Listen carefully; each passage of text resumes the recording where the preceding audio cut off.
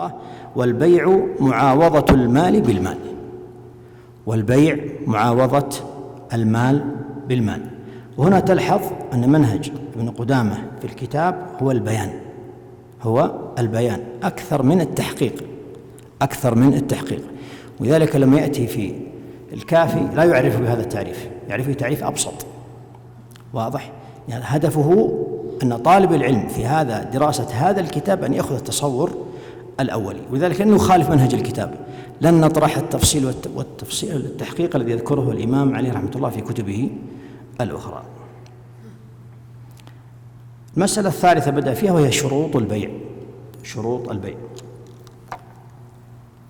شروط البيع تنقسم إلى 3 أقسام. شروط البيع تنقسم إلى 3 أقسام، ذكر المؤلف فقط منها القسم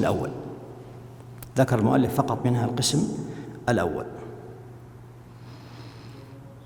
القسم الأول شروط المعقود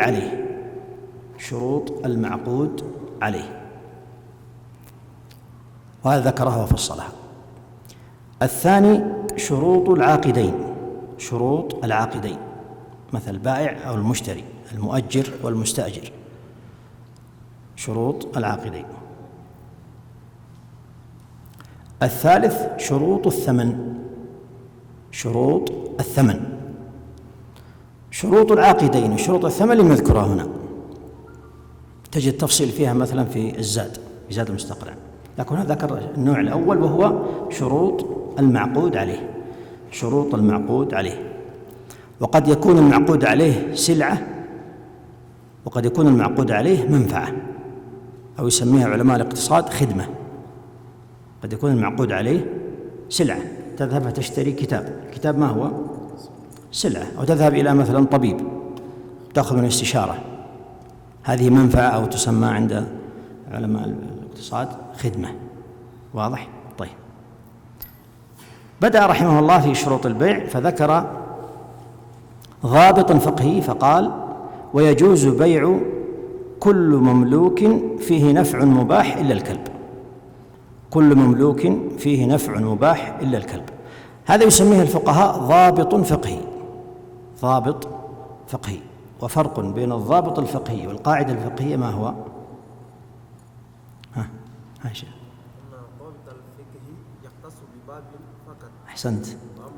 القاعدة الفقهية تشمل الأبواب، تتطرق في جميع الأبواب. أحسنت، الله يفتح عليك. هذا من أشهر الفروق، أن القاعدة الفقهية تكون في كل الأبواب، إنما الأعمال بالنيات، في كل أبواب الفقه. اليقين لا يزول بالشك في كل الأبواب. أما الضابط الفقهي فيكون في باب واحد من ضابط البيع. هذا قال رحمه الله: كل مملوك فيه نفع مباح. المملوك هو شرط من شروط صحة البيع أن تكون السلعة مملوكة. لذلك دليل ذلك ما جاء عند الترمذي وقال حديث صحيح من حديث حكيم بن حزام أنه صلى الله عليه وآله وسلم قال: لا تبع ما ليس عندك. هذه صورة من صور البيع في المدينة سابقا. مثال ذلك أن يأتي التجار بالبضائع وتنزل في الأسواق، فيأتي التاجر ويشتري البضاعة ثم يبقيها عند صاحبها، ثم يذهب يبحث لها عن مشتري، فيقول: عندي مثلا قمح أو عندي زيت، واضح؟ من يشتريه مني؟ فيقول: فلان أشتريه منك، فيدفع له الثمن. أين الزيت؟ يقول: أذهب خذه من فلان البائع الأول. لذلك نهاهم النبي صلى الله عليه وسلم: لا تبع ما ليس عندك، أي في حوزتك وملكك. لا تبع ما ليس عندك في حوزتك وملكك. من نزل يشتري سيارة مثلا ثم يتكسب فيها، فاشتراها من المعرض ودفع فيها مثلا 100,000 ريال، وقال: أبقيها عندك لا تتحرك، ثم خرج يبحث عن مشتري وباعها وهي في ملك البائع الأول، في حوزة البائع الأول. هذا هو المنهي عنه، لأنه لم يكن عنده تمام الملك. وهذا أحد مثارات النزاع في البيوع. مثال ذلك لو اشترى من البائع الأول السلعة زيت وأبقاه عنده، ثم ذهب يبحث عن مشتري جديد يتكسب منه، ثم تلف الزيت، في ضمان من الذي يضمنه؟ هنا يحصل النزاع. فالبائع الأول يقول أنا بعته لك، هو لك، والبائع الثاني يقول لم أستلمه، لم أقبضه، فينشأ النزاع. فهذا معنى قوله كل مملوك. البيع شيء وقبض الثمن شيء، والقبض والحيازة شيء آخر.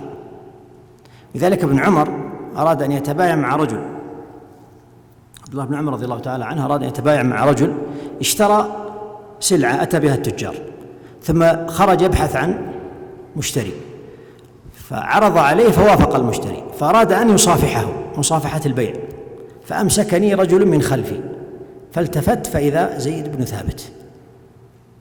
ثابت فنهاه، لأن النبي صلى الله عليه وسلم كما في حديث حكيم بن حزام قال لا تبع ما ليس عندك، لا تبع ما ليس عندك.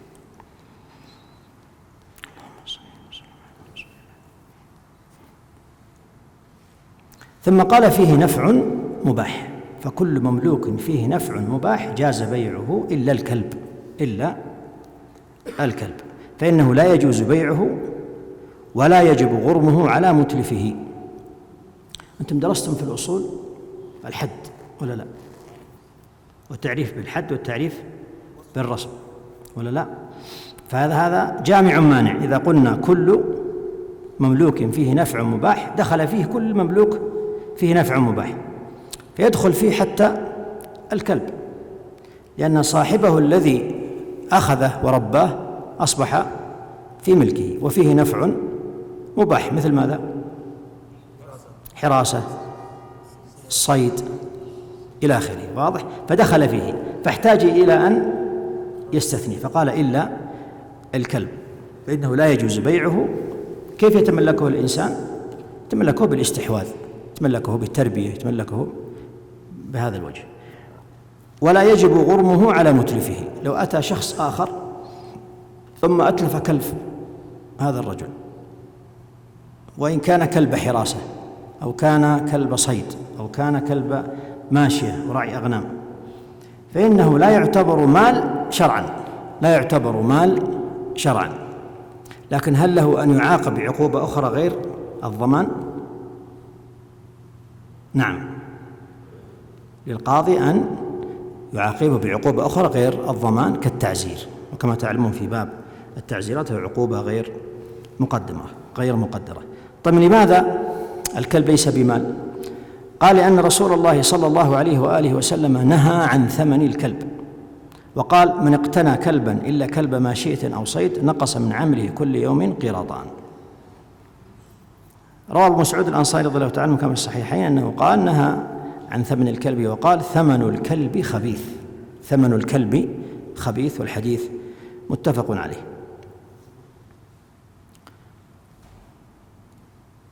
وجاء عند الترمذي وحسنه والنسائي وابن ماجه أن النبي صلى الله عليه وآله وسلم في حديث عبد الله بن مغفل قال من اتخذ كلبا إلا كلب صيد أو كلب غنم أو كلب زرع فإنه ينقص من عمله كل يوم قيراطان والعياذ بالله.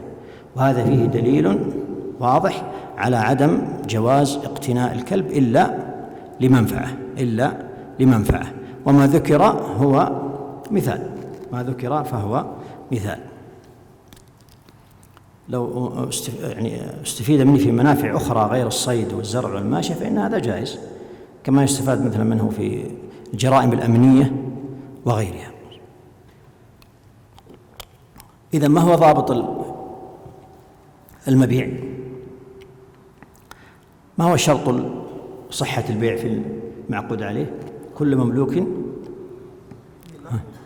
فيه نفع مباح إلا الكلب.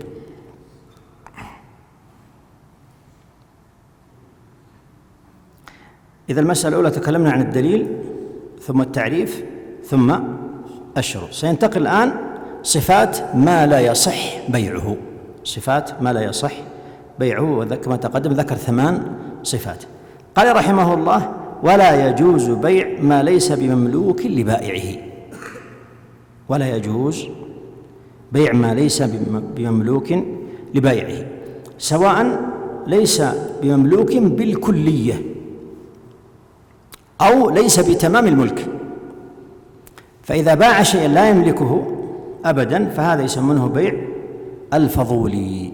بيع الفضولي أن يتفضل إنسان، يأتي فضولي متطفل فيأتي إلى مال ليس بماله فيبيعه. وقرر المؤلف هنا أن هذا العقد لا يصح، أن هذا العقد لا يصح. فإذا جاء مالك العقد فلا بد أن ينشأ معه عقد جديد. أتى شخص فضولي فذهب إلى بيتي وباعه، فما حكم هذا العقد؟ عقد البيع باطل غير صحيح. فإذا أتى صاحب البيت ينشأ عقد جديد. القول الثاني وهو رواية في المذهب أن البيع موقوف على إجازة المالك، يعني البيع صحيح لكنه موقوف. فإذا قال صاحب البيت أجزت فالبيع صحيح، ولا يشترط أن يعيد العقد مرة أخرى. والأول هو ما قرره المؤلف هنا رحمه الله. وتقدم لنا حديث حكيم بن حزام: لا تبيع ما ليس عندك. قال رحمه الله في الصفة الأولى: ولا يجوز بيع ما ليس بمملوك لبائعه إلا بإذن مالكه أو ولاية عليه. هذه هي الصفة الأولى. فإذا أتى شخص لا يملك السلعة ولكنه مأذون له فيها قبل البيع، مأذون له فيها قبل البيع، أو له ولاية عليه شرعية كالولاية على القاصر أو الوكالة قبل عقد البيع، قبل عقد البيع، فإن هذا بيعه صحيح، فإن بيعه صحيح. ويفرقون بين من باع وله ولاية أو كالوكالة ونحوها وبين بيع الفضولي الموقوف على إجازة المالك. الفرق بينهما أن الفضولي باع قبل الوكالة، قبل الإذن، واضح؟ قبل أن يوكل، قبل أن يكون وصي على مال يتيم أو مال قاصر، هذا بيع الفضولي. لكن البيع الجائز الذي يذكره المؤلف هنا صورة مختلفة، وهي أنه باع بعد الإذن أو باع بعد الوكالة والوصاية إلى آخره. هذا هو الصفة الأولى. الصفة الثانية قال رحمه الله: ولا بيع ما لا نفع فيه كالحشرات، فكل ما لا نفع فيه فلا يجوز بيعه، لأن النبي صلى الله عليه وآله وسلم نهى عن إضاعة المال، نهى عن إضاعة المال. ومن إضاعة المال دفعه فيما لا نفع فيه، دفعه فيما لا نفع فيه. وهذه من حكم التشريع في الإسلام، أنه يتعامل مع المال بوسطية، ليس كطرفي النقيض الذي يعمل بها في الاقتصاد المعاصر أو السابق. فالاقتصاد مثل رأس مالي، كل نظره في الربح من أي وجه كان، ولو كان في الربح ضرر على الإنسان لا بأس به. عندهم قاعدة يقولون: دعه يعمل دعه يمر، دعه يعمل دعه يمر. فلو اشترى أو باع فيما لا نفع فيه فإنه صحيح عندهم. والشأن عندهم في التملك، أن يتملك ما يشاء سواء فيه نفع أو ليس فيه نفع. وعكسه الاشتراكية الذين ألغوا التملك الفردي وجعلوا كل المقدرات المالية في يد حفنة صغيرة هي اللي تتحكم في كل شيء، ثم يوزعونه بالتساوي بين الناس. ولكن جاء الإسلام بالتوسط، فإذا أراد إنسان مثلا أن يشتري ما لا نفع فيه فإنه يمنع. ويأتي معكم باب اسمه باب الحجر، باب الحجر، فيحجر عليه. والحجر نوعان: حجر فلس وحجر سفه. فإذا إنسان أنفق ماله في ما لا نفع فيه فإن للقاضي ولولي الأمر أن يحجر عليه حجر سفه، حجر سفه. إذن الصفة الأولى ما ليس بملوك لبائعه، والثانية ولا بيع ما لا نفع فيه. الثالثة ولا ما نفعه محرم، ولا ما نفعه محرم كالخمر والميتة. ذلك جاء عنه صلى الله عليه وآله وسلم كما عند أبي داود والدارقطني حديث ابن عباس: إن الله إذا حرم شيئا حرم ثمنه. فإذا حرم الله الخمر والميتة والمعازف حرم ثمنها. وحديث جابر رضي الله تعالى عنه قال: سمعت رسول الله صلى الله عليه وسلم يقول: إن الله حرم بيع الخمر والميتة والخنزير والأصنام. متفق عليه. فإذا كان لا نفع فيه أو نفعه محرم فهذا من صفات الممنوع بيعها. الرابع: ولا بيع معدوم. مثاله كالذي تحمل أمته أو شجرته، كالذي تحمل أمته فيقول: ما حملت هذه الأمة فهو لك، فهذا معدوم. انعقد البيع قبل وجود السلعة. أو ما تحمل الشجرة فهذا معدوم وفيه جهالة. الصفة الخامسة: ولا مجهول كالحمل والغائب الذي لم يوصف ولم تتقدم رؤيته.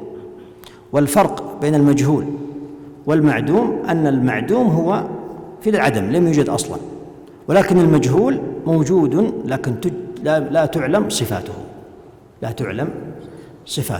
فإذا علم الصفات جاز، مثل عقد السلم. أحسنت. عقد السلم سيأتينا إن شاء الله، وهو أنه يقدم الثمن ويؤخر السلعة.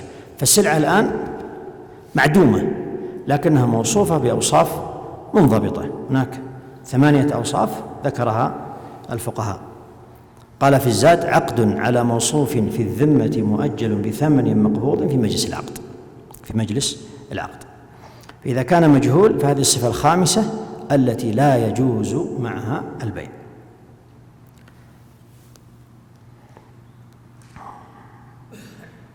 الصفة السادسة قال: ولا معجوز عن تسليمه. كالآبق. الآبق هو المملوك الذي هرب من سيده. والشارد كالبعير الذي شرد ولم يستطيع صاحبه أن يعيده. والطير في الهواء والسمك في الماء، فهذا معجوز عن تسليمه. هذا لما فيه من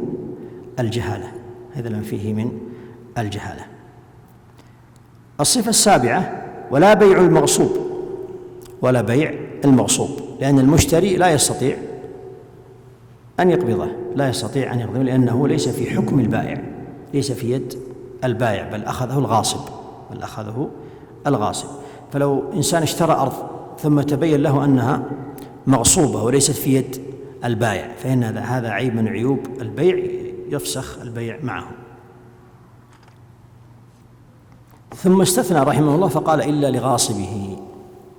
إلا لغاصبه، فيجوز بيع المغصوب لغاصبه. لماذا؟ لأن هنا العلة منتفية، علة المنع منتفية، فالغاصب قادر على قبضه واستلامه، بل هو في حوزته. ويجوز أيضا بيع المغصوب لمن يقدر على أخذه منه، فإذا ذهب إلى ظالم أظلم من الغاصب، وهذه حيلة لانتزاع المغصوب، والحيل فيها حيل ممنوعة وحيل مشروعة، ليس كذلك؟ حيل ممنوعة وحيل مشروعة، والحنفية أطالوا في هذا الباب كثيرا. فمن هذه من حيل المشروعة أن يذهب إلى ظالم أظلم من الغاصب فيبيعه السلعة ويقول: دونك هذا الغاصب فانتزعها منه. هل يصح البيع؟ يصح. لماذا؟ لأن العلة منتفية. الصفة الثامنة والأخيرة: ولا بيع غير معين. ما الفرق بينه وبين المجهول؟ ما ذكر الصفات سابقا، الصفات الخامسة أنه قال مجهول. ما الفرق بين غير المعين والمجهول؟ هاي شيخ. أحسنت. الأول المجهول لا تعرف صفاته، ليس له صفات، لكن غير المعين صفاته معلومة لكنه غير محدد العين. تذكرون في شروط النكاح، من شروط النكاح التعيين. ماذا لو قال الولي: زوجتك إحدى بناتي؟ ما حكم عقد النكاح؟ باطل، لا بد أن يعين. إذن الصفة الثامنة أن يكون المعقود عليه غير معين، كعبد من عبيد أو شاة من قطيع، إلا فيما تتساوى أجزاؤه. فلو كانت جميع الأجزاء متساوية ولا فرق بين المخير فيه فإن البيع يصح. لماذا؟ لأن علة الجهالة انتفت. لو كان عنده سيارتين، هذه ب100,000 وهذه ب50,000، وقال بعتك إحدى سيارتين، فالجهالة هنا متحققة، لا يعرف هل هي السيارة الثمينة أو السيارة الرخيصة، ليس كذلك؟ لكن لو قال بعتك إحدى السيارتين وهو متشابهة تماما وسعرها واحد، واضح؟ هذا مثل بيع الأنموذج. بيع الأنموذج كما تعلمون الآن في المصنع يخرج نموذج واحد وكل القطع مثله، فيقول بعتك هذه، هو اشترى 1000 2000 3000 حبة ولم يرى إلا واحدة فقط. فإذا كان غير معين تتساوى أجزاؤه فإن البيع جائز، لأن الصفة الجهالة انتفت. مثاله قال كقفيز من صبرة. كقفيز هو نوع من أنواع المكاييل من صبرة. الصبرة ما هي؟ هي كومة الطعام. كومة الطعام أحيانا يباع مثلا الحب، القمح، الشعير يباع بالكومة، أحيانا تباع العودة، يعني العودة الخشب أحيانا تباع بالكومة، في سوق الجملة تباع كومة. فلو قال بعتك كيلو من هذه الصبرة، يعني من كومة الطعام هذه بعتك كيلو أو 2 كيلو، فهذه واضحة. لماذا؟ لأن جميع أجزاء هذا الكومة من الطعام متساوية، جميع أجزائها متساوية. هذا حب واحد، إنتاج واحد، إنتاج مزرعة واحدة، فهي متساوية. فالجهالة هنا لا تضر، فالجهالة هنا لا تضر أو منتفية. إذن ذكر المؤلف عليه رحمة الله 8 صفات فيما لا يصح بيعه. ما هي؟ ما ليس بمملوك، ما لا نفع فيه، نفعه محرم، معدوما، مجهولا، معجوزا عن تسليمه، مغصوبا، غير معين. هذه 8 أوصاف. طيب، أحد له سؤال أو واضح إن شاء الله؟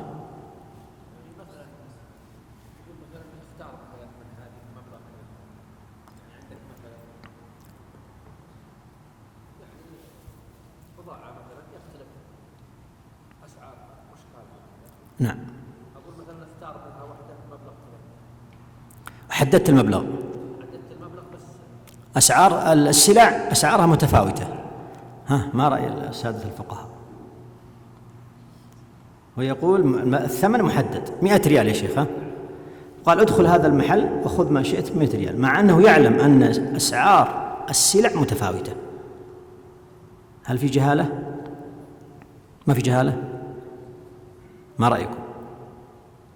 لو أخذ سلعة تساوي 50 أو سلعة تساوي 100 فيها فرق؟ فيها فرق. هنا الجهالة متحققة. لو قال له ادخل واختر السلعة ثم نحدد الثمن، هذا جائز. لماذا؟ لأن العقد لم ينعقد، فدخل أخذ السلعة المناسبة ثم اتفق على الثمن، هذا جائز. لكن قال خذ 100 ريال وادخل واشتري ما شئت.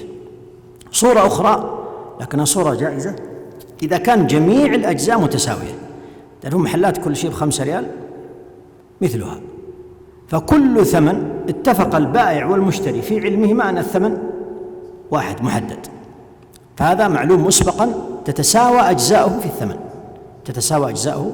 هذا لا جهالة فيه. أي.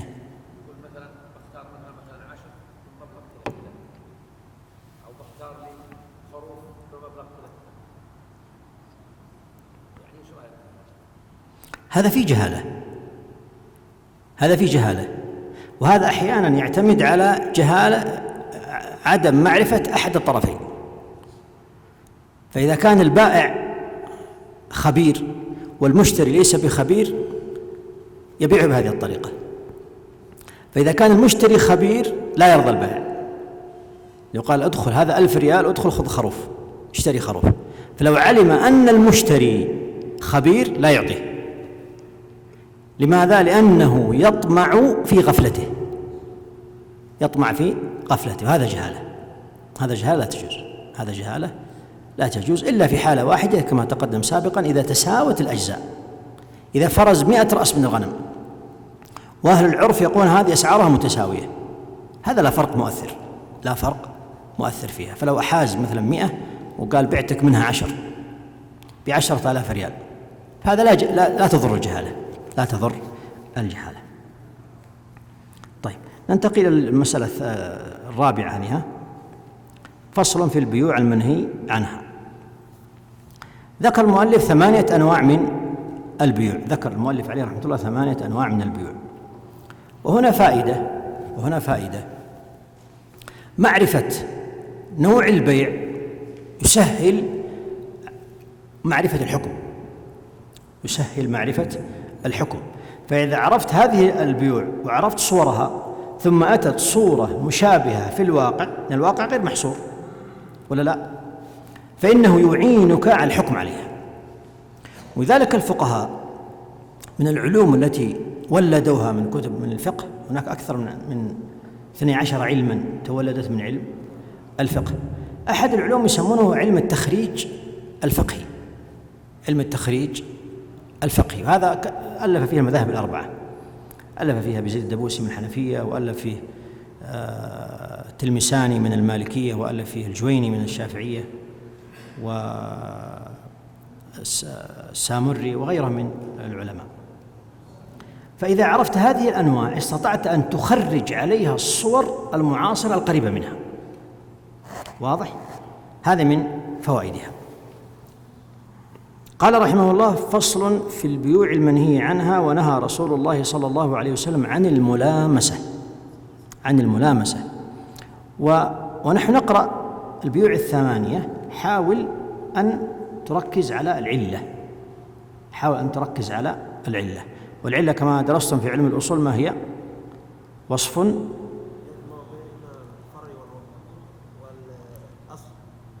لا هذا ثمرته، لكن ما هي العلة؟ وصف ظاهر منضبط، وصف ظاهر منضبط. ومن الفجوة عند بعض طلبة العلم هو بين الفقه والأصول، يستصعبون الأصول لأنه لا يطبق عمليا، ونحاول نطبق بعض القواعد الأصولية هنا.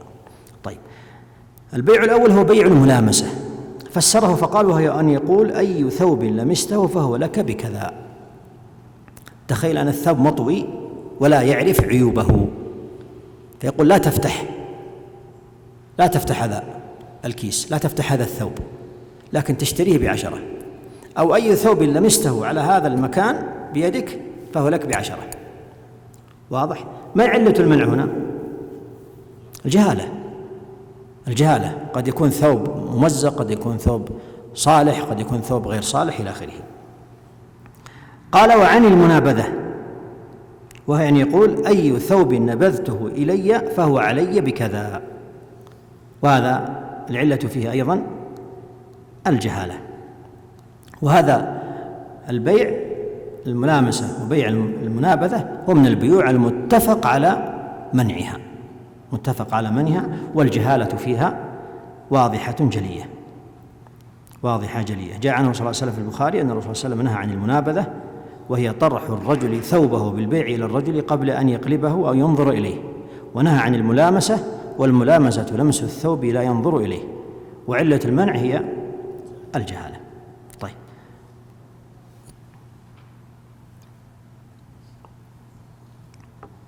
ومن أمثلتها أن ما يغطى من السلعة وفيها شيء من القمار، أحدهم يغطي ساعته والآخر يغطي ساعته ثم يتبايعان، ويقول أنت وحظك، أغطي قلمي وأنت تغطي قلمك، ونتبايع ونتبادل، وهذا بيع، مبادلة مال بمال، وأنت وحظك، إن جاء سيئا أو جاء حسن.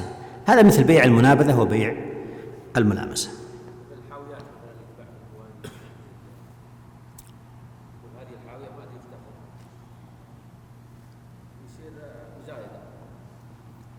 هذا في جهالة، هذا في جهالة، هذا في جهالة واضحة.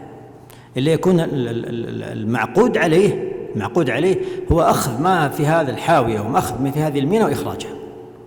هذا يحصل حتى في المصانع، يحصل في المواني، أن يكون صاحب المستودع أو صاحب المصنع أو الجهة المشرفة على الميناء لا مقصودها المعقود عليه هو السلعة، فيقول أفرغ لي ما في هذه الحاوية ب1000 ريال 100,000 ريال، أفرغه وخذ. فالمعقود عليه هو الإفراغ والحمل والإخراج للسلعة. هنا تختلف، وهذا يحصل. يعني مثلا يكون البائع انتهى غرضه من هذه السلعة، انتهى موديل هذه السنة، وبقي عنده في المستودع مثلا 1000 كرتون من الموضة السابقة، واضح؟ فيأتي يقول شخص أخرج هذه الكراتين وخذها 100,000. هذا ليس المعقود عليه هو السلعة، المعقود عليه هو إخراجها، فلو أخرجها ورماها لا شأن له فيه، واضح؟ لذلك يقول يا أخوانا دائما في المعاملات المالية بالذات تصور المسألة مهم جدا. العلماء الفقهاء عندهم علم يسمى علم الفروق الفقهية، يمكن مر عليكم، وهذا أيضا ألف فيه علماء المذاهب الأربعة الفروق الفقهية، ويدرس الصفات بين المتشابهين، وهل هذه الصفات أو الفروق بينهما مؤثرة أو ليست بمؤثرة، وهو علم في غاية الأهمية. طيب، الثالث قال وعن بيع الحصاة، وهو أن يقول ارمي الحصاة فأي ثوب وقعت عليه فهو لك بكذا. وهذا ما علته؟ الجهالة. قد تسقط الحصاة على ثوب رخيص، قد تسقط على ثوب غالي، هذه صورة. وهناك صورة أخرى أن يقول ارمي هذه الحصاة جهدك وطاقتك، فأي مدى وصلت إليه فهذه المساحة أبيعها عليك، يعني 50 متر 60 متر 70 متر، كلاهما لا يعلم، كلاهما لا يعلم. فهذا صورة وهذه صورة، وليس المراد بها الحصر، ليس المراد بها الحصر. قال أن يقول ارمي الحصاة فأي ثوب وقعت عليه فهو لك بكذا، أو بعتك ما تبلغ هذه الحصاة من هذه الأرض إذا رميتها بكذا. والعلة كما تقدم الجهالة، العلة كما تقدم الجهالة. الصورة الرابعة وعن بيع الرجل على بيع أخيه، وعلى بيع الرجل على بيع أخيه، لقوله صلى الله عليه وسلم ولا يبيع بعضكم على بيع بعض، ولا يبيع بعضكم على بيع بعض، كما في الصحيح من حديث ابن عمر رضي الله تعالى عنه. وهذا علته أي نعم، علته الفساد، الإفساد بين الناس، الضغينة، وهذا ما أتى به الشرع، ولا تجده في الاقتصاد الوضعي، لا تجده في الاقتصاد الوضعي. طيب، ما الحكم لو خالف وباع؟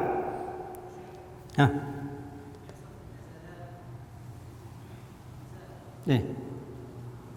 لا، المزاد مختلف، بيع المزاد يأتينا، بيع المزاد لم تستقر فيه البيعة، بيع المزاد لم تستقر فيه البيعة، بل يكون الثمن مجهول يحدده مجموعة المشترين، فإذا بلغ الثمن منتهى يقول البائع بعت، قال آخر مزايد اشتريت، هنا عقد البيع، هنا عقد البيع. لكن صورة بيع الشخص على بيع أخيه سواء من البائع أو من المشتري، فيأتي أريد أن أبيع سيارتي على شخص 100,000، فيأتي جاري البائع الآخر فيقول لا تشتريها ب100، عندي أحسن منها ب90، وأترك هذا الشخص، تعال عندي. هذا بيع على بيع أخيه، واضح؟ أو العكس،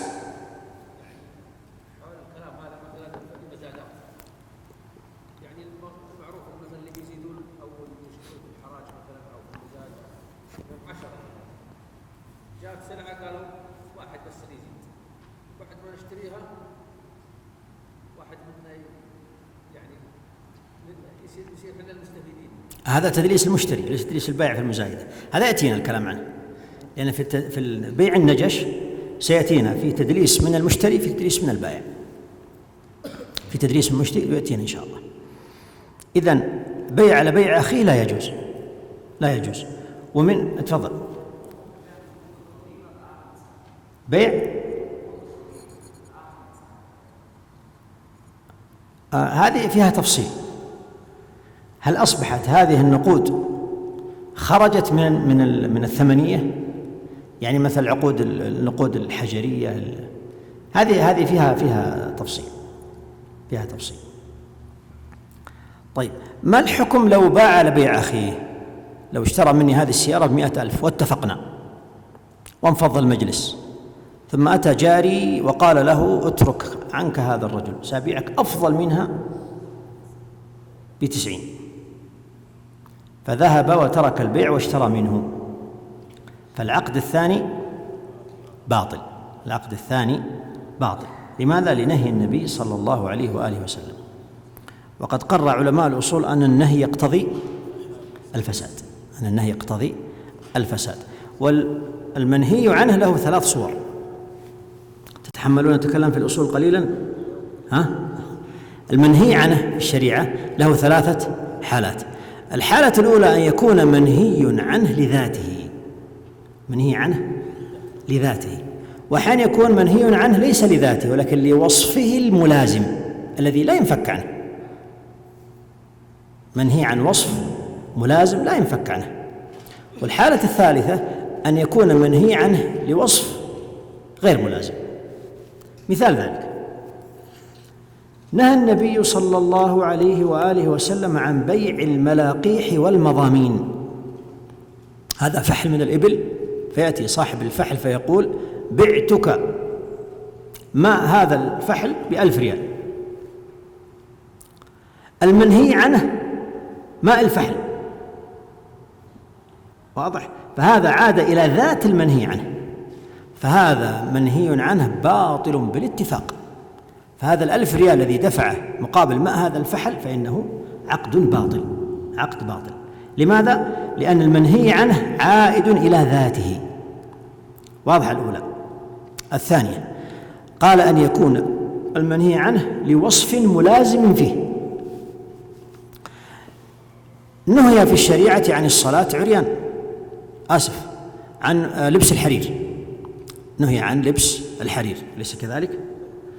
فما رأيكم لو جاء شخص واتزر بإزار من حرير لا يستر عورته إلا هو، فأتينا وسط الصلاة وقلنا له أنت تصلي على حرير، انزع، وهو ليس بجانبه أي ثوب. ما رأيكم لو نزع الحرير الثوب ورماه، ماذا يحصل لصلاته؟ إذن نهي عن الصلاة في لبس الحرير ليس نهي عن الذات، ولكنها وصف ملازم له لا ينفك عنه، فلو انفك عنه هذا الثوب بطلت صلاته. فهذه الصلاة منهي عنها وهي باطلة. واضح؟ لأن النهي لوصف ملازم له. النوع الثالث أن يكون المنهي عنه وصف غير ملازم. مثال ذلك: جاء شخص يصلي مثلا ولابس طاقية حرير، يجوز لبس طاقية الحرير ولا ما يجوز؟ ما يجوز. هذا وصف منهي عنه، لكن هل هو ملازم لحكم الصلاة؟ لا. فلو خلعها فالصلاة بهذا الهيئة صحيحة مع الإثم. فالصلاة بهذه الهيئة صحيحة مع الإثم. لماذا الصلاة صحيحة وليست بفاسدة أو باطلة؟ لأن المنهي عنه وصف غير ملازم. وارجعوا إلى ما كتبه الإمام العلائي رحمة الله في كتاب نفيس اسمه تحقيق المراد في اقتضاء النهي الفساد. كتاب جليل ونفيس الإمام العلائي في هذه المسألة، تحقيق المراد في اقتضاء النهي الفساد، وفيها أكثر من 6 أقوال في المسألة.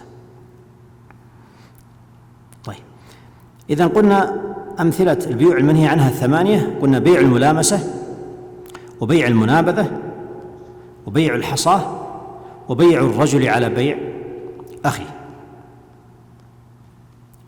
الخامس ركزوا معي فيه، سبحان الله ننظر إلى عظمة هذا التشريع: وعن بيع حاضر اللباد، وهو أن يكون له سمسارا. ما المقصود بالحاضر والباد؟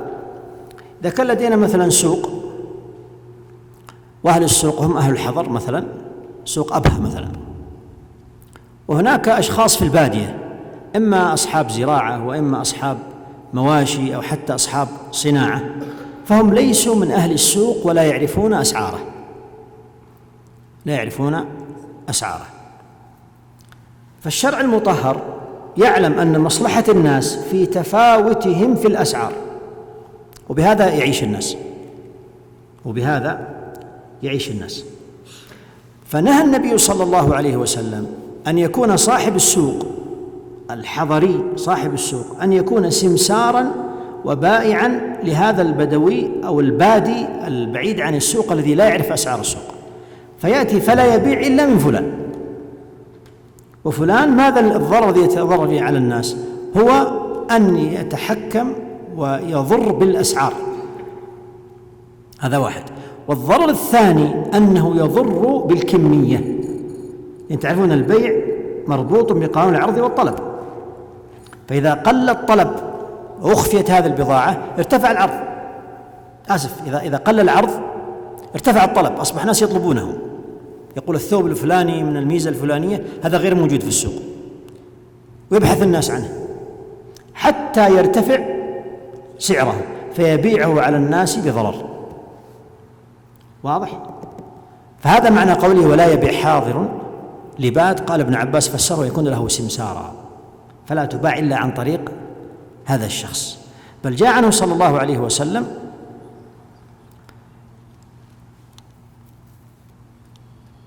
من حديث جابر رضي الله تعالى عنه لا يبيع حاضر لباد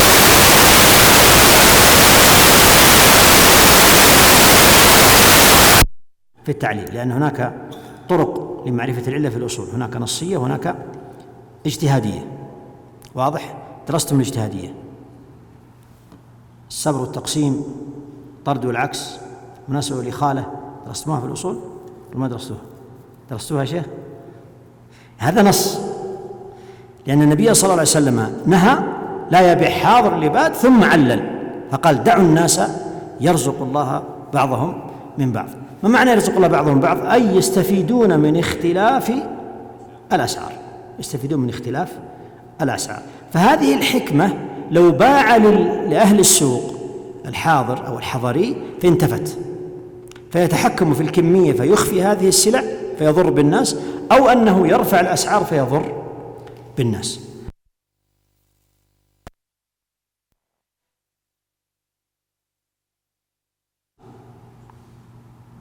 ثم الشارح عليه رحمة الله ذكر 5 شروط إذا اجتمعت فهذا هو البيع المنهي عنه في الحاضر لباد.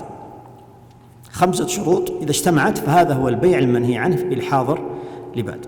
الشرط الأول أن يحضر البادي لبيع سلعته، يعني أتى السوق من أجل البيع فقط، وليس ليأكلها أو يخزنها أو يهديها، لا، هدفه هو البيع. هذا الشرط الأول. الشرط الثاني أن يحضر لبيعها بسعر يومها، أن يحضر لبيعها بسعر يومها. وأهل السوق يعرفون هذا، أهل السوق يعرفون هذا. إذا أتى أهل البوادي أو أتى منهم خارج السوق لأجل البيع في أول بيعة فغالبا تكون الأسعار قليلة، غالبا تكون الأسعار قليلة. واضح؟ فإذا أتى ولم يبيع في أول يوم فإنه يعرف أسعار السوق، ويصبح هو بدل أن كان بادي أو بدوي أصبح حضري، فالعلة السابقة انتفت، العلة السابقة انتفت. إذا أن يكون حضر لبيعها بسعر يومها، أن يقصده الحاضر، أن يقصده الحاضر. ومعنى هذا ولما أتى بسلعته وبضاعته ثم عرضها في السوق فأتى الحاضر أو الحضري أو السمسار إليه وقال لا تبع للناس، أنا أبيع لك، لا تبع للناس، أنا أبيع لك. هذه هي الصورة المحظورة، هذه الصورة المحظورة. ولكن لو جاء البدوي وذهب إلى الحاضر وأعطاه وباعه عليه جاز، يعني هذا الحضري في دكانه فأتى هذا البدوي وقال عندي هذا السمن تشتريه ب500 ريال وسعره في السوق ب900، قال تشتريه ب500، قال رضيت واشترى منه. هذا لا محظور فيه، هذا لا محظور فيه. المحظور العكس، أن يكون سعره في السوق 900 ويأتي هذا المسكين ويأتيه يشتري منه ب400. واضح؟ إذن يكون أن يحضر البادي لبيع سلعته وأن يحضر لبيعها بسعر يومها، وأن يقصده الحاضر، وأن يكون جاهلا بسعرها، أن يكون جاهلا بسعرها. هذا البدوي الذي أتى مثلا بهذا السمن أو بهذا العسل مثلا هو يعرف سعر السوق،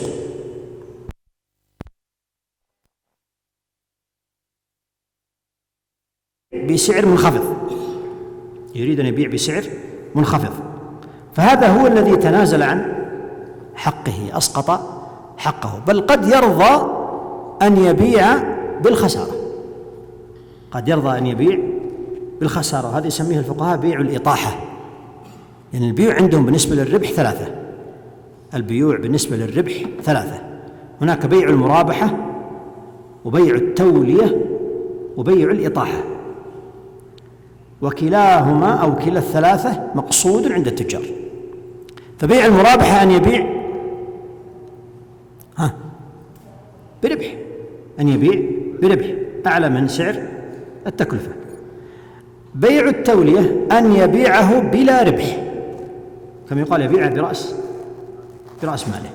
بيع الإطاحة أن يبيعه بخسارة، أن يبيعه بخسارة.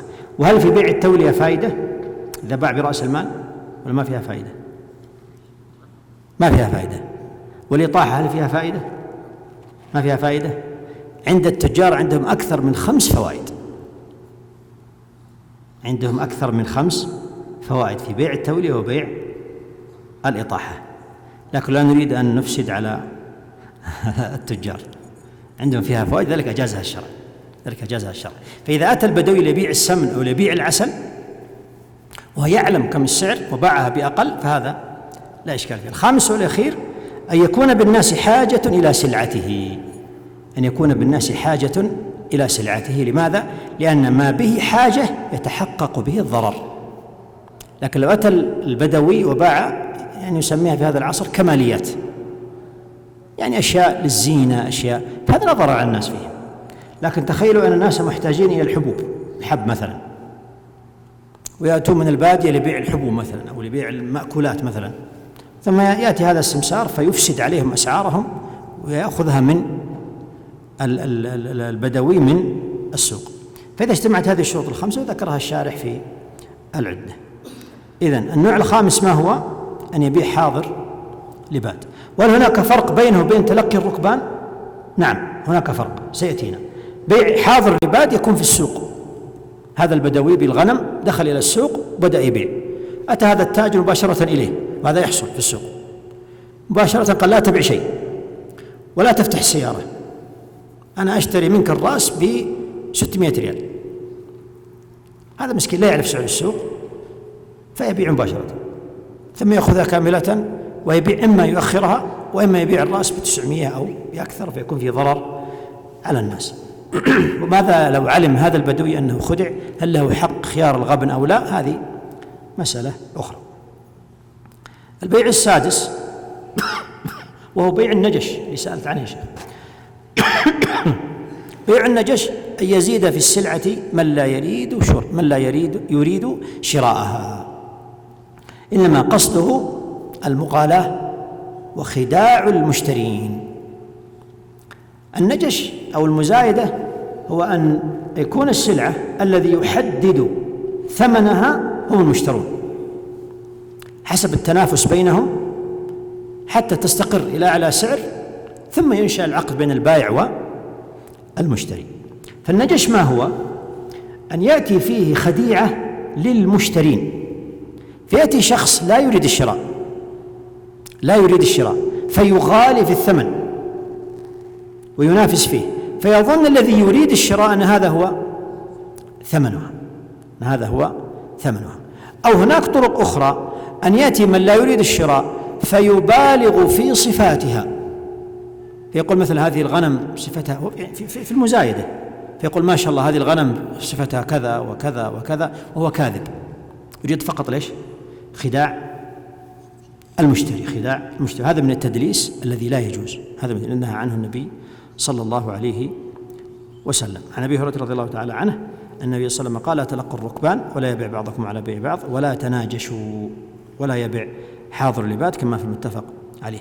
وهناك تدليس من المشترين، هناك تدليس من المشترين كما ذكرنا قبل قليل، أن يتفقوا 5 أو 6 أو 7 أو 8، المشتري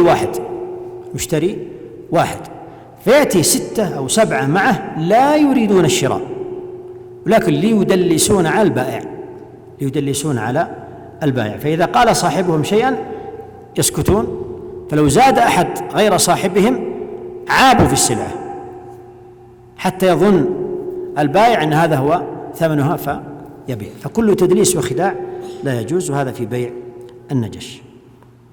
النوع السابع: وعن بيعتين في بيعة. إذن من الصور المنهي عنها في البيوع ما جاء عنه صلى الله عليه وسلم أنه نهى عن بيعتين في بيعة، كما عند الترمذي والنسائي، وأرجح الأقوال عند علماء الحديث أن هذا الحديث هو حديث حسن. بسم الله الرحمن الرحيم، الحمد لله رب العالمين، وصلى الله وسلم وبارك على نبينا محمد وعلى آله وصحبه أجمعين، أما بعد.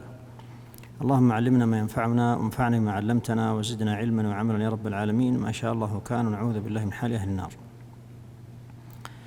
تقدم الحديث ذكر المؤلف رحمه الله في فصل في البيوع المنهي عنها، وذكرنا بيع الملامسة، ثم بيع المنابذة، ثم بيع الحصاة، ثم بيع الرجل على بيع أخيه، وخامسا بيع الحاضر للبادي، وسادسا النجش، ووقفنا على النوع السابع وهو بيعتان في بيعة. وقد ثبت عنه صلى الله عليه وسلم في الحديث الحسن أنه نهى عن بيعتين في بيعة، والمؤلف هنا فسرها بتفسيرين، يعني من البيوع المنهي عنها أن يجمع في بيعتين في بيعة واحدة. الصورة الأولى قال: وهو أن يقول بعتك هذا ب10 صحاح أو 20 مكسرة. ما المراد بهذا؟ أن يكون الثمن غير محدد متردد، فيقول بعتك ب10 صحاح، أي كان النقود سابقا لما تضرب وتسكن النقود، النقد الصحيح الذي ليس فيه كسر، ليس فيه أي نقص، والنقود المكسرة يكون فيها شيء من النقص. أو كما يقال حاليا، شخص أتى يشتري سلعة فقال بعتك ب20 نقدا أو ب30 مؤجل، وتفرقا ولم يحددا نوع البيع، هل هو آجل هل هو نقد. البيع تم، الإيجاب والقبول تم، قال بعت قال قبلت، وتم البيع. بقي الثمن لم يحدد هل هو نقد أم مؤجل. هذه صورة من صور البيعتين في بيعة. الصورة الثانية قال رحمه الله: أو يقول بعتك هذا على أن تبيعني هذا أو تشتري مني هذا. إذن شرط، يقول أبيعك هذه السيارة بشرط أن تشتري مني هذا البيت، أبيعك هذا الكتاب بشرط أن تشتري مني هذا القلم. وهاتان الصورتان، الصورة الأولى أن يكون الثمن غير محدد إما نقدا أو آجل، والصورة الثانية أن يكون فيها شرط، يعني بيعتين إحداهما مشروطة بالأخرى، وهذا هو الذي عليه المذاهب الأربعة، هذا اللي هو عليه المذاهب الأربعة. هاتين الصورتان نص عليها الحنفية كما في شرح الهداية العيني، وكذلك ابن عبد البر في الاستذكار، والنووي في المجموع، وابن قدامة في المغني، وهنا في هذا الموطن. وذكر العلماء أن هناك صورا أخرى هي الأصح، وهي أن من أصح ما يدخل في النهي عن بيعتين في بيعة ليست هاتان الصور، إنما الأصح هو أن تكون بيعتان في بيعة حيلة إلى الربا. ومن أمثلة أو أشهر الأمثلة على حيل الربا هي بيع العينة، والعينة هي حيلة من حيل الربا. حقيقة العينة أن يأخذ منك 10,000 ويرجعها إليك بعد مدة من الزمن 11,000. هذا هو الربا. ولكن ما الحيلة في العينة؟ أن يأتون بسلعة، فيقول صاحب المال الذي عنده النقود، يقول عندي هذا السيارة مثلا، أو هذا الكتاب، أو هذا القلم هو لي، اشتره مني ب11 ريال آجل، ليس الآن، آجل، تعطيني كل بعد 6 أشهر 11 ريالا، ثم يسلمه السلعة ويقيد عليه في ذمته 11 ريال مدة 6 أشهر. بعد ذلك يقول أنا أرجع الآن وأشتريها منك مرة أخرى ب10 نقدا حالة، فيعطيه 10. واضح؟ حقيقة الأمر أنه أعطاه كم؟ وكم أخذ منه؟ وهذا عين الربا، هذا عين الربا، وهذه حيلة. فمن أصح الصور في تفسير بيعتين في بيعة هي هذه الصورة. البيعة الأولى بيع آجل بثمن أعلى، والبيعة الثانية هي بيع نقد بثمن أقل. واضح الصورة؟ واضح إن شاء الله. هذا معنى أو من أصح التفسيرات في بيع بيعتين في بيعة. الصورة الثامنة والأخيرة هي تلقي الركبان، وقال لا تلقوا السلع حتى يهبط بها الأسواق، كما في صحيح البخاري. فنهى النبي صلى الله عليه وسلم أن يتلقى الركبان خارج السوق. وهذا قلنا هذه الصورة فرق بينها وبين بيع الحاضر البادي. الحاضر السمسار صاحب السوق الذي في دكانه حينما ينزل البادي بسلعة سمن أو غنم أو عسل إلى آخره، فينزل إلى السوق ويدخل السوق، فيأتيه السمسار ويشتري منه بالسعر الذي يخدعه فيه ولا يعرف سعر السوق. تلقي الركبان عكس، أن يتلقاه خارج السوق، وهذه فيها الجهالة في السعر عند البائع أكبر، إن لم يدخل السوق ولم يعرف أسعار السوق، فيتلقاه خارجا ويبيع منه، كما يفعل مثلا خارج أسواق السيارات، خارج أسواق الغنم، يفعل شيء من هذا والعياذ بالله. فيتلقون الناس في خارج السوق قبل أن يدخل السوق، ثم يشتري منه بسعر منخفض، فإذا سأله عن السعر مثلا الغالب أنه يكذب عليه، فيعطيه سعر منخفض حتى يوافق أن يبيع عليه. وروي أنهم كانوا يتلقون الأجلاب فيشترون منهم الأمتعة قبل أن يهبط بها إلى الأسواق في المدينة في عهد النبي صلى الله عليه وسلم، فربما غبنوهم غبنا بينا فيضروا بهم، وربما أضروا بأهل البلد، أنه يتلقى الركبان خارجا فيأخذها بسعر رخيص جدا، يأخذ السيارة مثلا ب50,000 ريال ويأتي في السوق فيبيعها ب70,000، فالمشتري في السوق عليه أيضا ضرر. تقدم سابقا العلة، النبي صلى الله عليه وسلم قال دعوا الناس يرزق الله بعضهم من بعض. قال وربما أضروا بأهل البلد لأن الركبان إذا وصلوا باعوا أمتعتهم، وهؤلاء الذين يتلقونهم لا يبيعون سريعا. المفسدة والضرر الذي يقع في هذا كما تقدم أمران: أن الذي يتلقى الركبان أو يكون سمسارا لأهل البادية أنه إما أن يخبئ السلعة فيضر الناس يبحثوا عنها لا يجدوها حتى يرتفع سعرها فيخرجها لهم، أو أنه يضرهم في الأسعار يغالي عليهم فيها. وروي عن ابن عباس رضي الله تعالى عنهما أنه قال رسول الله صلى الله عليه وسلم لا تلقوا الركبان ولا يبع حاضر اللباد، كما في المتفق عليه. طيب، هذا النهي لا تلقوا السلع حتى يهبط بها الأسواق كما في البخاري، لا تلقوا السلع، النهي هل يدل على فساد المبيع أو لا؟ ذكرنا قاعدة قبل قليل أصولية أن النهي يقتضي الفساد، أليس كذلك؟ فتعالوا نطبقها على هذا الحديث. نحن اتفقنا أن نحاول نطبق القواعد الأصولية في الفقه. فهل هذا النهي لا تلقوا السلع هل يدل على فساد العقد، بحيث لو قابلها خارج أبها ب20 كيلو ثم اشترى منه هذا العسل مثلا ب1000 ريال وهو في السوق يباع ب2000، ثم اختصموا إليكم يا معشر الفقهاء وقالوا والله هذا خدعني واشترى مني ب1000، هل هذا بيع صحيح أو بيع فاسد؟ فاسد. لماذا؟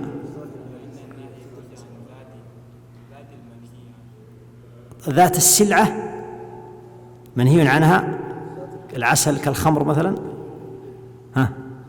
إذن خرجنا بالسبر والتقسيم خرجنا من أن النهي يعود إلى ذات المنهي عنه، ولم يبيع خمرا باع عسلا. طيب هل هو وصف ملازم له أو وصف غير ملازم له؟ غير ملازم، وصف غير ملازم. لماذا؟ لأن النبي صلى الله عليه وسلم جاء عنه في الحديث في صحيح مسلم قال في حديث أبي هريرة قال: لا تلقوا الجلب الذين يأتون من خارج السوق من البادية مثلا، فمن تلقاه واشترى منه فإذا أتى السوق فهو بالخيار. يعني هذا الذي خدع وأتى السوق وعرف أن العسل سعره 2000 وليس سعره ب1000 له الخيار، إما أن يقول سامحك الله، هات 1000 وخذ العسل وسامحك الله وزادك الله حرصا ولا تعد، وإما أن يقول لا أرضى. فهل له حق الخيار؟ إثبات الخيار يدل على صحة العقد، إثبات الخيار يدل على صحة العقد. واضح؟ فهذا الوصف ليس بوصف ملازم له، لأن في